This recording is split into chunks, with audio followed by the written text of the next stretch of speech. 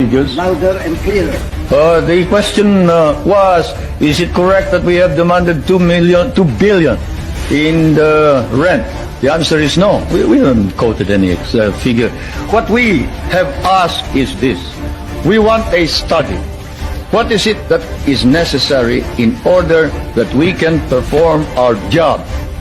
You and I know that if the Philippines is attacked, the United States is not necessarily bound to immediately react, because the provision of the Mutual Defense Pact is that you will immediately take steps as is necessary to meet the contingency in accordance with your constitutional processes. What does that mean? That means that you go to the Senate and the House of Representatives. What does that mean? That means delay while we are dying there. For one thing, you haven't exactly paid for what we lost in the last war. If we must make an accounting, 75% of our cities were devastated in the last war. We lost 1 million men. Shall I quote you the statements of Roosevelt and MacArthur that every Carabao will be paid for?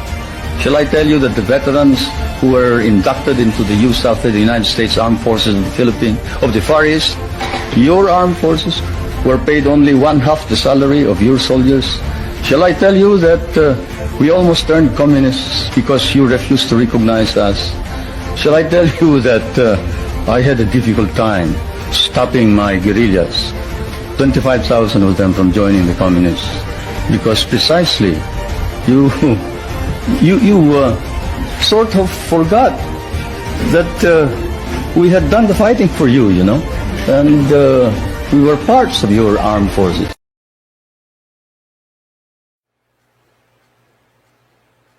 Hi, Sir Perry. Ako pala si Patricia. Meron po sana ako mga questions sa inyo tungkol po sa martial law.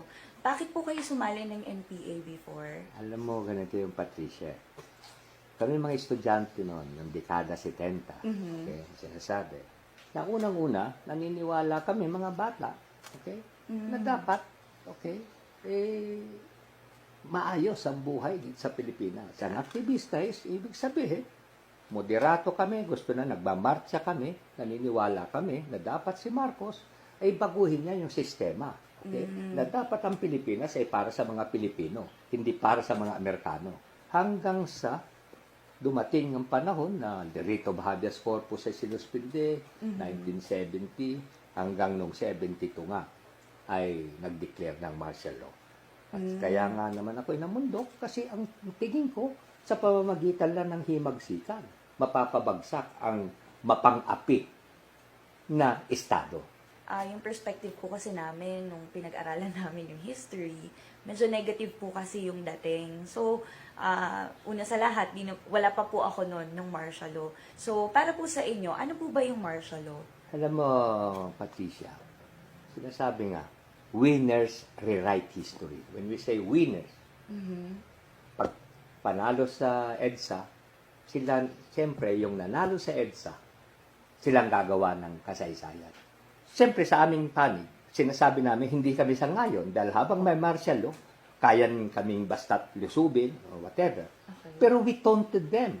The NPA, okay, was the reason at naniniwala ako sa ngayon na yung aming kagagawan ay rason para mag-declare ng martial law. Kung ang martial law ay bawal o hindi tama, tinanggal na dapat sa konstitusyon yan.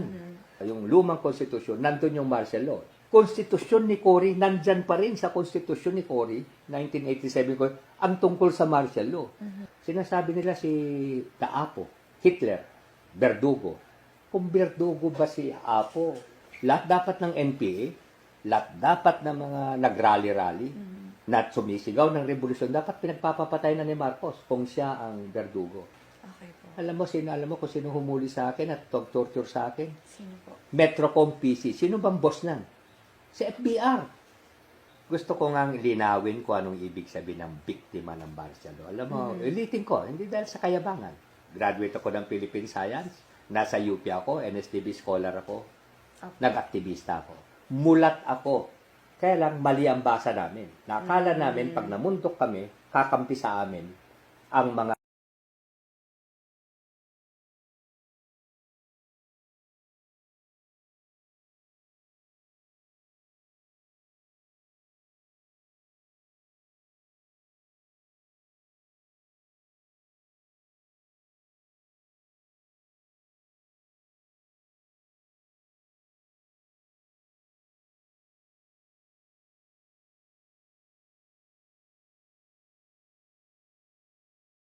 this, that we never spent government funds for our personal purposes.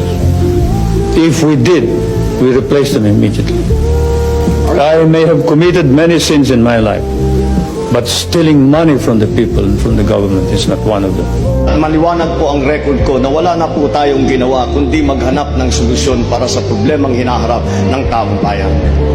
What the country needs now are better leaders.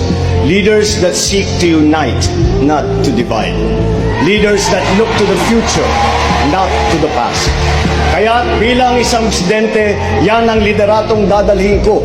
Ang lideratong pinagkakaisa ang sambayan ng Pilipino at sabay-sabay humaharap sa magandang kinabukasan. Maraming salamat. And my dad always says, performance is the best equalizer. Kahit sa kahit anong babato nilang issue sa'yo, kung ginagalingan mo ang ginagawa mo, wala na silang masasabi. So that's really what I stick to. Because at the end of the day, performance doesn't lie. And it is palpable, and it is palpable, and you can see it naman eh. So just leave them be. Leave them be.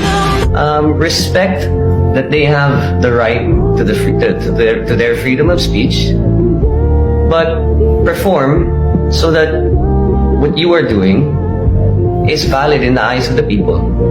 Yeah. Who's your vice president? Bongbong Marcos. Why is Bongbong your vice president? Isn't his father? He was my number one enemy. Yes, his father was the cause of the Muslim rebellion. The Jabida massacre happened under his rule. No. I am a Muslim. The fault of the father cannot be inherited by the son. Neither the father can be accused of the wrongdoings of his son. I am a Muslim.